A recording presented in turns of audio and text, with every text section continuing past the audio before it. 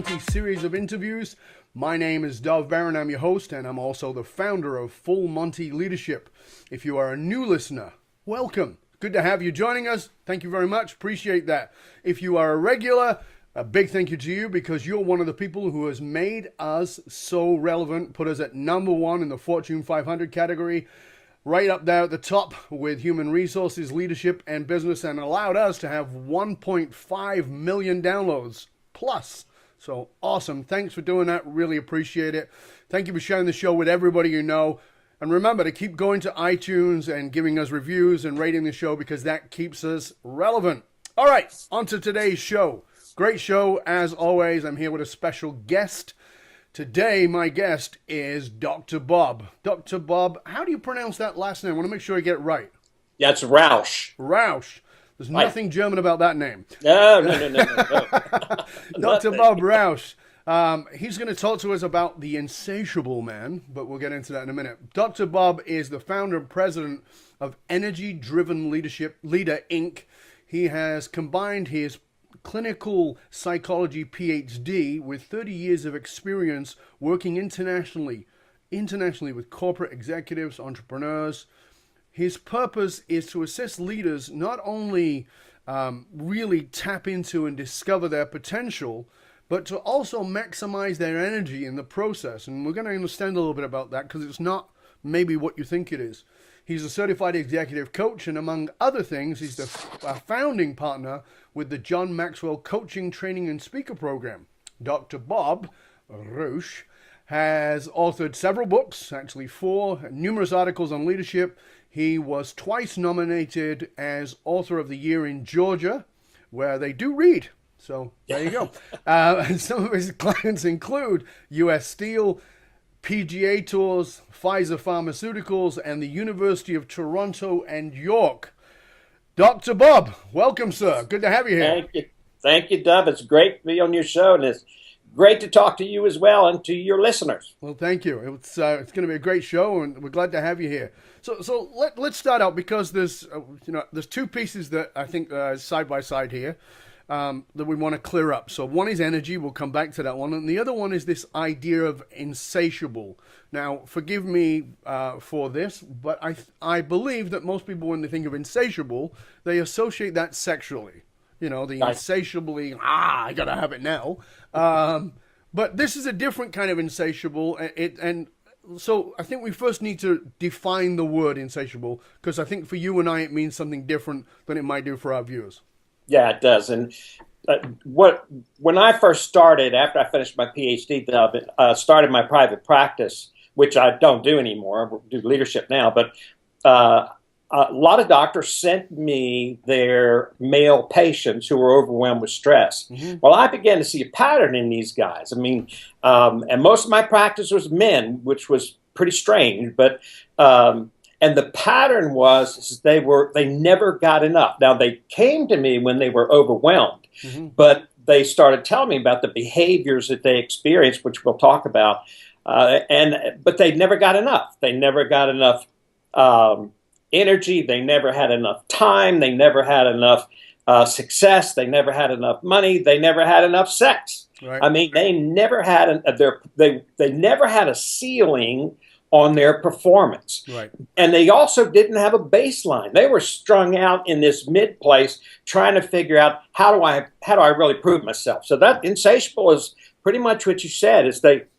It's a person who never gets enough in his life. Right.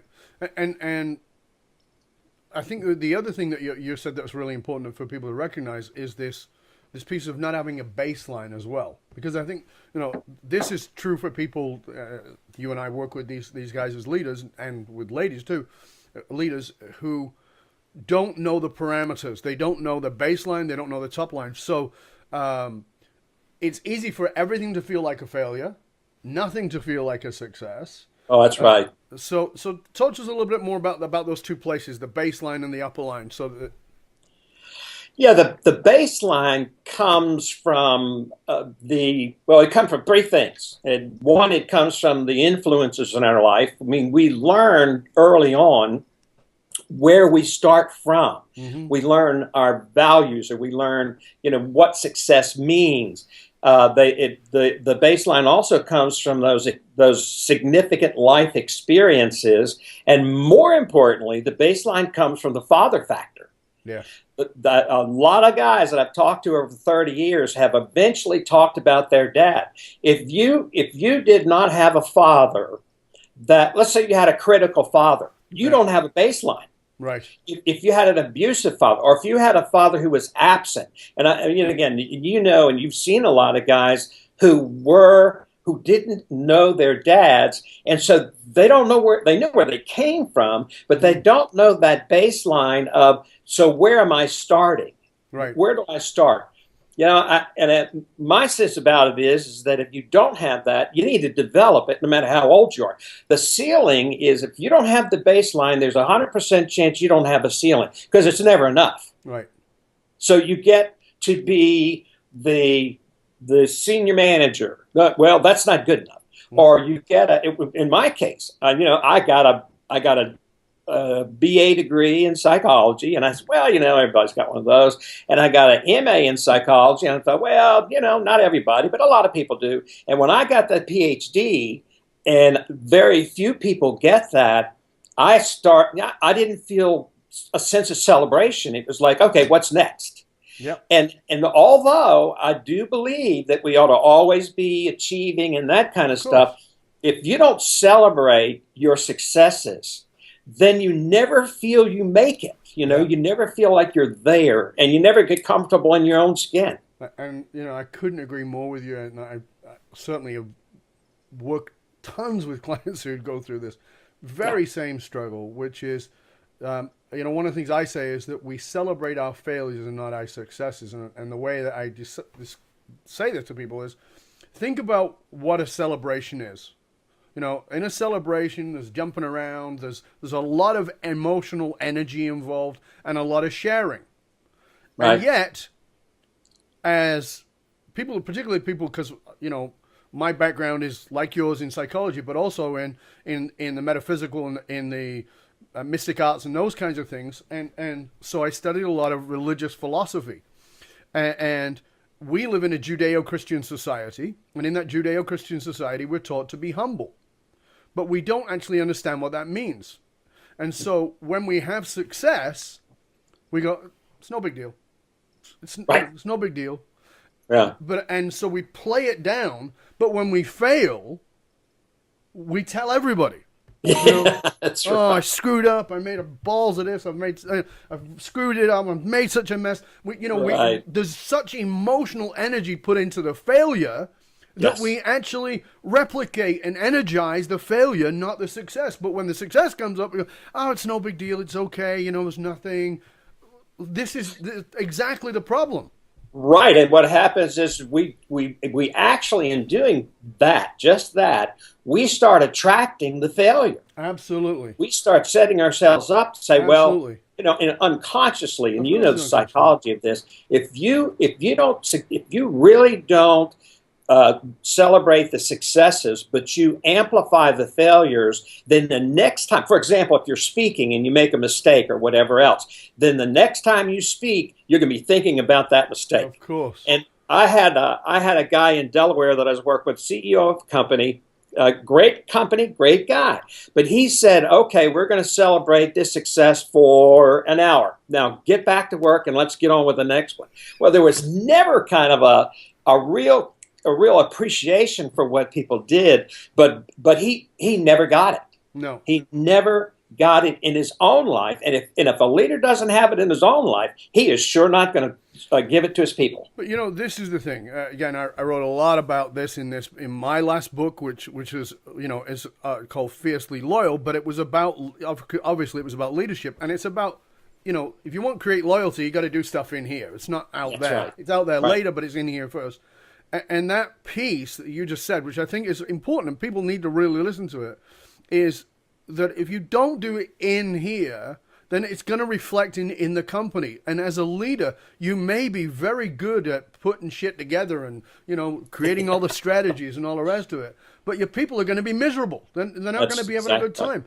And unless you know how to do that, and for me, the best example is Richard Branson. Why is he so bloody successful? Because the guy's having a great time and people love working for him.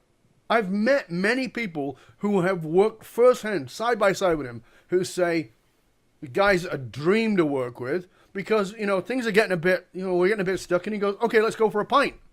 And that's what they do. They go for a pint. They don't go, well, we're still on the clock. They go, let's go for a pint. We're going to think better when we've had a couple of pints. We have a couple of pints. We come back to work. What do you know? I'm just too tired. Okay, go home. What about you? I got it now. Okay, let's go to work on it. That understanding of flow and flexibility and celebration is so vastly important. So let's take that and go over, because there's two things here. I want to come back to what you said about at any age you got to build a baseline. Right. But I want to talk about that flow piece and how all that works and go into energy. Because I think this is the kind of energy you're talking about as opposed to taking 3 Red Bulls. Oh, yeah, that's right. Yeah, when I was in my private practice, in fact, I was just at the tail end. I didn't know I was at the tail end of my practice. I was going to get out. But one night I stayed in my office late, and I was walking around my office, and I was praying. I mean, talking about metaphysical, I was, and my words were, listen, I mean, they're not getting any better, and I'm getting worse. I am just really in bad shape, But the message, the secret prayer of all psychologists. Right. They're not getting any better. I'm getting worse. To be out of energy, right? I it's feel kind it. of Here we're coming home. Yeah, man, here comes another one. Oh my God, I'm tired of seeing. But the message I got was energy, and it's kind of like, Bob, these people don't have any energy, and that just resonated with me for some reason. I mean, so the next morning when my first guy came in, I said, so how'd you use your mental and emotional energy this past week? And of course, he didn't know what I was talking about. I didn't know what I was talking about. But sooner than later, what happened is that I got it. The fact of the matter is we all have this energy, this power inside of us. In fact, we're much more an energetic being than we are a chemical being. They used to say we have a bunch of chemicals or whatever. And so the more I learned about it, the more I realized that energy doesn't care how it's used. You put gasoline in your car, the energy doesn't care whether the carburetor's tuned up or whatever. No. But it still is going through. It's the same with our body. And companies, I know you could speak days and days on this. In companies, they will use their energy in all the worst ways and expect 100% performance. You can't get it. No. You might get it for a while, right? But you can't get it over the long run. So the energy is more the biological, the spiritual, the mental, the mental and emotional energy that we have when we really get our life together. And as you said, I love Warren Bennett. I mean, Warren Bennett has a book called On Becoming a Leader, and he talks about first you got to get it in here, know thyself. And I love that. I think that he was right on target, and just what you said, I think that's the way it goes. Yeah. Let's go back to the piece from before, because we talked about what I call fatherless boys, and fatherless boys may have been young men who did in fact grow up without a father, but they may have grown up with a father who was physically present, but not emotionally or mentally or whatever spiritually present for them. And so they grew up without what you would call a healthy model for masculinity, healthy model for even leadership based on that. And you were saying about how it's important to create that baseline, because we didn't have that baseline if we grew up without that dad. Right. So give our viewers a few sort of tips on where do they start? Because they might be going, well, okay, that makes sense, but I have no idea where to start. Well, I think the first place is to recognize it. Obviously, I mean, when I just gave that illustration of my degrees, well, what I realized when I got my Ph.D. and I wasn't celebrating is that I was missing something. I was missing that baseline. And so I went back and I actually did a post-grad thing at Georgetown and on energy systems and all that stuff. And I went back and I began to look at my relationship with my father. My father was a critical father, so it was never enough. Right. Well, that's what I learned. Yeah. It's never enough. And so you got to try harder, you got to push harder, you don't celebrate, as we've said, and you become the characteristics of these guys. And me, I've worked on it for years now, but the characteristics are they become hyper responsible. I mean, it's like it's always my responsibility. The kid makes a bad grade. I did something wrong. Right. When I'm at work, I'm guilty because I'm not at home. When I'm at home, I'm guilty because I'm not at work. And they also have this need to please and also need to prove. Now, Dub, you and I and your listeners know that it's very normal to want to please people. Sure. It's very normal to want to prove yourself. It's very normal to do the things that we talk about and to perform. It's all normal. Yeah. But where it goes awry, where it starts getting really messy, is when you move from wanting to do it to needing to do it. Right. So when I want to please you, it's because I want to do something for you. Right. But when I need to please you, then I want to do something for me. Right. And so we get off our target at that point in time. And so I think it comes from early on in life. I mean, a lot of people say, oh, daddy problems or whatever else. And I say, absolutely. I mean, it's part of our growth. Well, one of my statements is when I say to people, this is from your history and it's the stuff you've not dealt with. And they go, oh, but that's the past. And I say, listen, your past is leaking all over your present.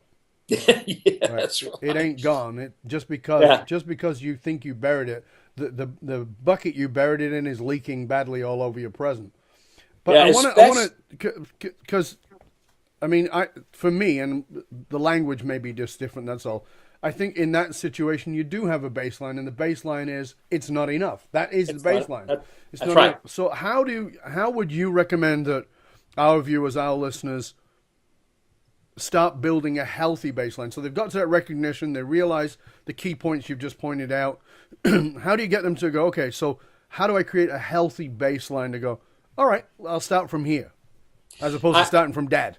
All my coaching, I have a 5-step process. Okay. And the first part of that is I want them to know, I want them to be aware. I want them to be aware what those particular issues are, whether it's hyper responsibility or the things we talked about. Mm-hmm. Then I want them to begin to list their strengths. Now I don't tell them just to list their strengths. I want them to call 5, 8 people, and I want those people to tell them what their strengths are. And from that, and it takes a while, but from that list of things, I want them to develop a purpose statement. Mm-hmm. So my purpose statement is to make a difference in the lives of people, as you said earlier, and help them discover their potential and maximize their energy. Mm-hmm. So when someone develops that purpose statement, I'm going to drill that every time I coach with them. Every decision has to come out of that purpose statement. So that's one. The second thing is, so how are you using your energy? What are you doing with your energy on a daily basis? And we go over that. Then I have a lot of catchy phrases. Never park your car next to a nothing to lose car. Don't park your life next to a nothing to lose life. Stop, because I want everybody to hear that, because you and I talked about that before when we chatted before, and I think that you threw that in, and I think people missed it. So because I loved that quote. You got it. Where did you say you got it from? You got it from like a factory worker or somebody? He started it, and then I've kind of formulated. I kind of tweaked it a little bit, but I got it from a steel worker at U.S. Steel. Right, and it was never park your car next to a nothing to lose car. So don't park your nice vehicle next to some wrecker, because when they open the door, they won't mind banging into your vehicle. And then you went on to say, never park your life.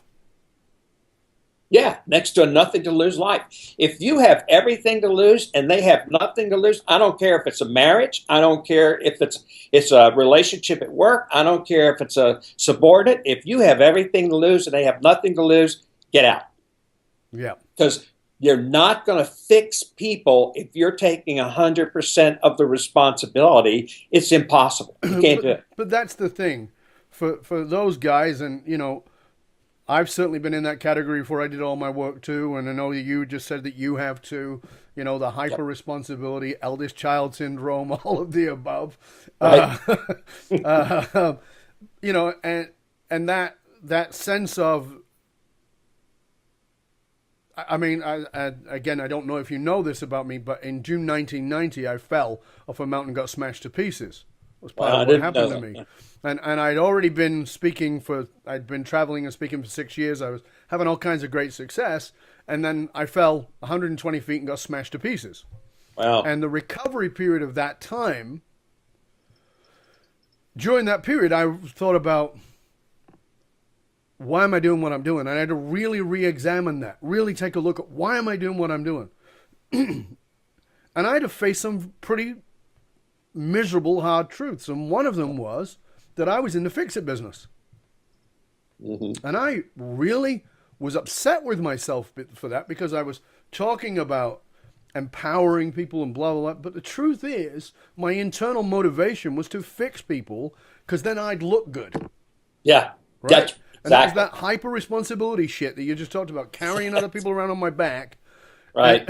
And part of my commitment to myself in coming back was, I can't come back and do that. If I'm going to come back, I've got to come back from the place of nobody is broken. Right. And what I describe it as, and you may have a different metaphor, but the way I describe it as, who you are is perfect and pure. You're just wearing all these coats on top of it, and they're all, some of them got pockets full of shit. And it's just piled on top, on top, on top. And so after a while, it's so heavy you can barely move, and you begin to believe you're the pockets of shit, but you're actually, who you are is amazing underneath that. But your dad put one on, your mom put one on, the teacher put one on, your sisters, whoever it was. And the problem is, after a while, because of that, exactly what you're saying, is now I go out and I find bags of crap to add to it. Yeah. Right? See, I call them wagon pullers. There you go. In other words, I grew up in the projects, and we had a red wagon, a bigger one than this. We had a red wagon in the projects, and I was vice president in charge of pulling that wagon, and every other kid, probably 100 of them, were vice president in charge of riding it. Yeah. Well, I got a lot of praise from parents. Oh, Bobby, he's pulling the children. Well, man, that really spoke to me. And so I started a life of wagon pulling, and I guarantee you, Dub, I went into psychology to pull wagons. Oh, and I was going to let everybody get in with it. I was going to drag that wagon around, and they were going to get, well, hell or high water. They were going to get better. That's why I had that walk around in my office. They weren't getting better. I totally get it. Many years ago, I was talking to a friend of mine back when I had my other career, which is 31 years ago. So before that, and I was talking to him, and I said, I've studied all these things and blah, blah, blah, but I think I'm actually going to go to school and do psychology. And he goes, oh, for Christ's sake, Dove, don't do that. And I said, why? And he goes, university, people studying psychology, they're all up, right? And I said, what do you mean? He goes, the only reason they're there is because they don't have the balls to work on themselves, so they figure they're going to fix it by fixing other people. And I go, that's kind of a bit of a generalization, kind of cruel, isn't it, Steve? And he goes, no. And I go, how can you say that? He goes, because I have a master's in psychology, which I never knew about him. And he goes, the only reason I went was because I was too chicken to deal with my stuff. And it's that same thing, Yeah. It's that I'm going to fix others. I'm going to pretend to, but it's actually about me. And it's that thing of what you said, and I think it's an important message that people need to hear, is the difference between I want to be of service, I want to assist you, versus I need to fix you, is a vastly different position in empowering people. Because if you are in the position of I need to do this, then you become incredibly drained. And again, you're back to the energy piece. And this is profoundly important for people to hear. Yeah, there's no ceiling to that. So when did they get fixed? I mean, it's kind of like, when am I enough? When do I have enough? Am I responsible enough? And if I'm pulling wagons and I'm fixing people, then you'll never experience what it means to empower. You cannot empower from a place of what you just said, fixing, because people don't want to be fixed first. No. And secondly, it's a put down if you did fix them, because they didn't do it themselves. You did it for them. So empowerment is, it's what you said. I just think there are really cool things, and this is what I teach my folks or share with them when I'm coaching them. One is this guy came in, an engineer, super fella, and I won't tell you the whole story, but he said to me, I may not need much, but I do need something. because he was one of those fix-it guys, and he finally realized his fix-it ability. He was an inventor, an engineer, an inventor, and he was just burned completely out. Sure. And he brought, quick little story. He brought a little ivy plant in, and he set it on my desk, and I said, well, what's that about? He said, well, I was over at Kmart, and I picked it up, and I thought about, that's a good illustration of me. He said, an ivy plant doesn't need a lot of water. It doesn't need a lot of sun. It doesn't need a lot of attention, but it sure as hell needs something. Right. And that's when he said, I may not need much, but I do need something. And when guys get that message, rather than trying to prove, most people would prove themselves anyway if they stopped trying to prove themselves. So what would be your, I want to get to that guy, and I don't believe it's male. I just think that there's a lot of males who do it, but there's also, I've met many women who do it too. What would you say to that person who goes, okay, at least secretly are saying, okay, hands up, you caught me. All right. That's who I am. Where do I start? Let's say, and you said, okay, well, we said you start by recognizing those things, right? You start by recognizing those things. And I know, cause I've heard this, and I want to hear what your feedback would be. And then they go, okay, so this is, cause you and I both know this becomes knee jerk. I mean, it is not thought about. Those people, when I say those people, I mean I was too. It's a knee jerk. It's like I'm already 40 miles down the road before I even realize I'm doing this crap. That's right. What do you say to them? How do we get them to see if you just did this, we can just sort of derail you from the knee jerk for a moment, enough to have some cognition, to have some a pause and go, oh. Well, and I think the first thing that I think about in getting them to think about it is what you said. I'd first say, who are you doing this for? Mm-hmm. Are you doing this for your need to prove yourself? Are you really doing it for the people who you serve?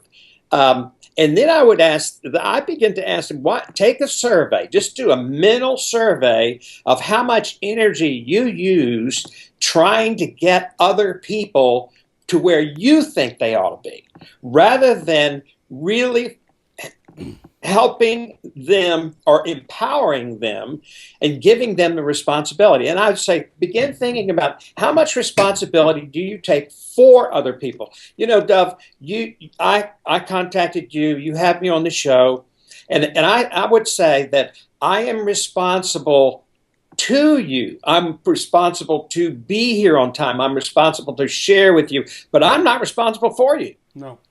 And a lot of people get that mixed up. They think they're responsible for, and they really need to be responsible to. So if somebody falls off the cliff, that's their thing. I can't do anything about that. Hey, are you talking to me? You didn't fall off the cliff. I fell off a cliff. I literally fell off a cliff. Yeah, you did. You did. You actually 120 feet. Alive. I can't even imagine that. But I think to do this internal evaluation, I think, and this is what I needed. I don't know about you. I needed somebody to help me evaluate. I do not believe that people can do a full kind of evaluation by just simply looking in the mirror, because we've been living with ourselves for 30 or 40 or 50 years. Yeah, I think people need someone, and a very special someone, because there's a lot of charlatans out there, to guide them, to help them understand. So what am I like? They need Doug Barrett or Bob Rausch or whatever. I think that is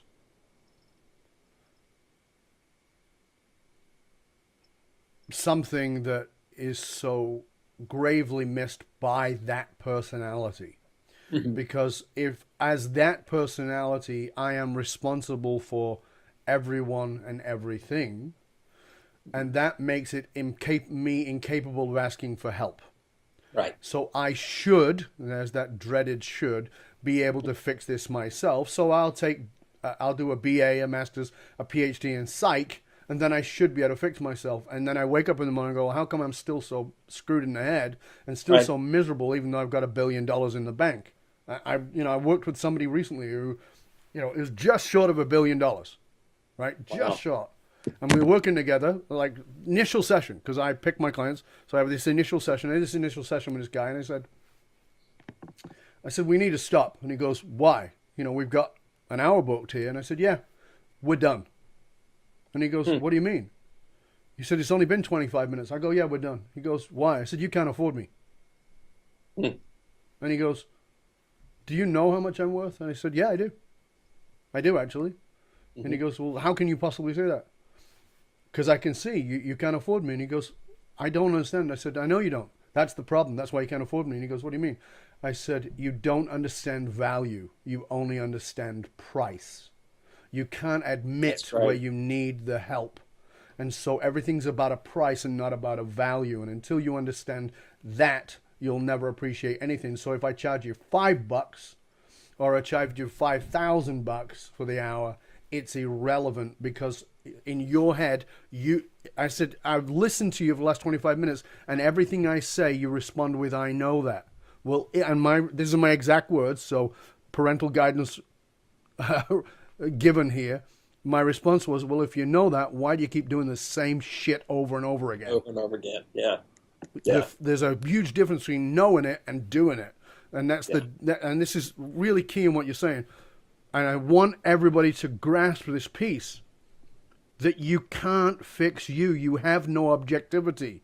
No. You have a subjective reality. You're always looking through your own eyes. And as smart as you are, I'm brilliant at what I do. Bob is brilliant at what he does. But guess what? I know for sure that Bob's bright enough to go, I don't have objectivity in my own life. And I guarantee that Bob has mentors. Right, Bob? That's exactly right. I have all of my career. Yeah, all of my career. But I've had guys say, and you have too, I had guys say, I'm going to drop everything. I'm going to go off and find myself. Let me tell you something. I have never had anybody come back and say, I found myself just north of Little Rock. I mean, they don't do that. You don't, it's like peeling away an onion. When you get it all done, there's nothing home. Yeah. And so I think having that external person who can really confront, like you did the rich guy. Yep. To make them look at that thing. And then there's no guarantee that they're going to look at it. Oh, no. And that's where the insatiability comes from. The insatiability is, I can do it. Yeah. I can do it all. Yeah. And nobody can. Nobody can. And the smart folks know that. The best example I've got of it is Tiger Woods. Best golfer in the world. Why? He had 5 coaches. When he was at the top of his game, he had 5 coaches. How many coaches did he have around relationship? 0. And what kind of marriage did he have? Well, we all know the results of that. And guess what? That has sucked the life out of his sports career. So it's the understanding that you can't do it alone. And it doesn't matter, what area it is. Find people who can guide you, who can, as you said, confront. And I think that's a really important piece. Confront that, who have enough of their own growth, their own development, they're stable enough to say, here's your shit, mate. This is what you're doing. And it's not working. And who can love you enough to tell you the truth. I'm working, just started to work with somebody recently, and I got to meet their network, their people of influence. Mm-hmm. And my wife and I, and we both came away and went, oh my goodness. Because surrounded by sycophants, surrounded by yes people who are always going to hold this person in such high esteem that they're never going to look at anything. And so when I after that meeting, I said to this person, this is going to be real challenging for you. And this person said, why? And I said, because I'm not one of your people. Mm-hmm. I am not going to blow smoke up your skirt. It's not going to happen. And you're not going to like what I have to say because it's glaringly obvious to me. So you got to really go away and have a little think and decide whether you are brave enough to go on this journey. But if you go on this journey, everything will transform. It will be painful because all transformational is painful first, but the results will be magnificent if you have the courage. And that's a big if. That is a big if. And Dub, I get more excited about people who do say, I'm going to make the journey, because the real fix is in them saying, I'm going. Yep. I'm going to do this. I mean, Yep. hell or high, I am going to do this. I'm in.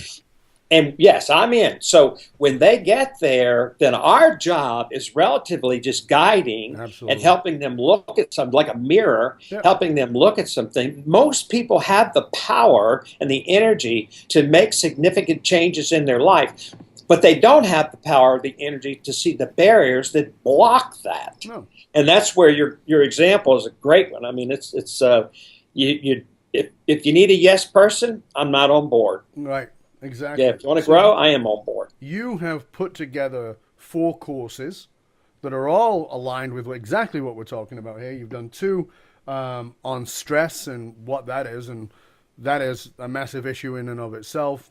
Cortisol levels in the brain, etc. You've done 1 on energy and purpose, which I think is a really important focus. And you've done another course, which I know you said is your most popular course, which is actually teaching leaders how to coach the people who are under them. Tell us a little bit about the courses and where people can find out about them. Well, the course on the purpose and, first where you can get them. You can go to my website, energydrivenleader.com. That's energydrivenleader.com, and hit on courses. And you'll see all 4 courses. Let me tell you first about the power of personal energy. That's the one on purpose.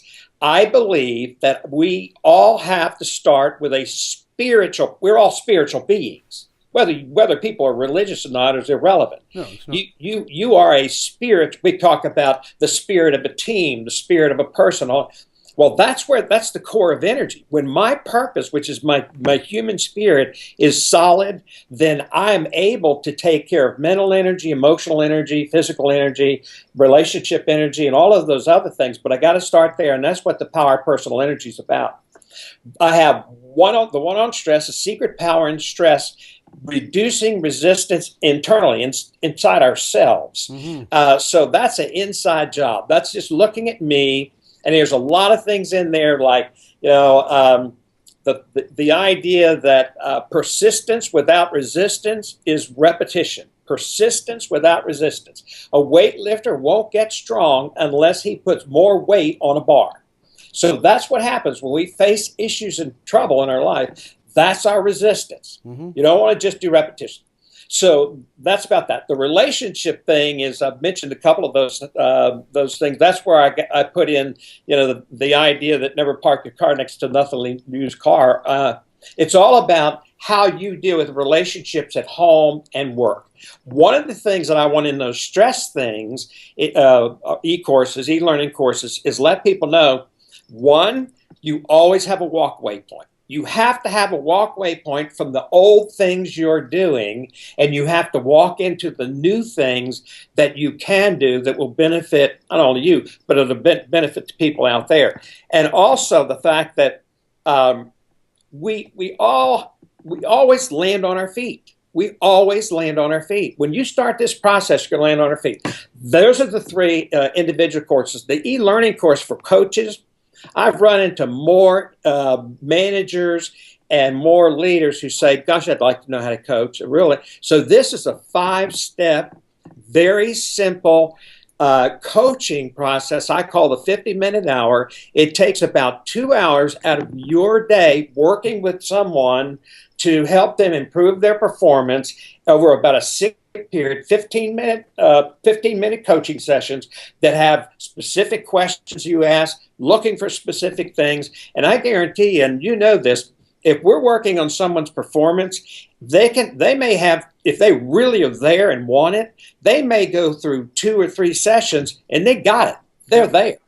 Yeah. I mean, it doesn't have to take a year. No. So it gives managers and leaders a real short, simple way to do coaching. I hate to say this, but then they don't have to call us. Right.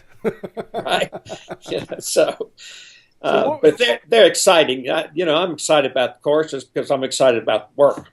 So as we come to a close here, I want to ask you something. I want to ask you, occasionally I do this, and so I'm going to do this. And that is, we get to suddenly massively empower you. You are now able to pass laws, and you get to pass a law of leadership by which all leaders must abide.